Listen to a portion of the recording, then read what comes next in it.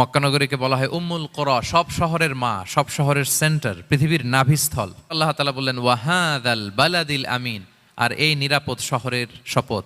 এই শহর দ্বারা মক্কা শহর উদ্দেশ্য, কারণ রাসূল সাল্লাল্লাহু আলাইহি ওয়াসাল্লাম তখন মক্কায় ছিলেন, মক্কা নগরী। এই শহরের পূর্ব নাম ছিল বাক্কা, এবং আল্লাহ তাআলা বলেছেন মান দাখালাহু কানা আমিনা, এখানে যে প্রবেশ করবে সে নিরাপদ। হেরেমের মধ্যে কিন্তু কাউকে আক্রমণ করা যায় না, কোনো খুনিও যদি ঢুকে যায় অ্যাটাক করা যাবে না। তো জাহেলি যুগে এমনটা ঘটতো, কারোর সাথে কারো শত্রুতা হলে, ধরেন যে একজন তার বাবাকে হত্যা করেছে, তো সে তাকে পেয়েছে, ওই লোক বাঁচার জন্য দৌড়াতে দৌড়াতে হেরেমের ভিতরে ঢুকে যেত, কারণ সে জানে যে হেরেমে ঢুকলে সে আমাকে মারবে না। তো পরে সে যখন হেরেম থেকে বেরোতো, আবার তার সাথে যুদ্ধ শুরু হতো। এবং এই শহরের এত মর্যাদার কারণ হচ্ছে সাইয়েদনা ইব্রাহিম আলাইহিস সালাম, তিনি আল্লাহর কাছে দোয়া করেছিলেন যে রব্বি জাআল হাযা বালাদান আমিনা, হে আল্লাহ আপনি এই শহরকে নিরাপদ করেন।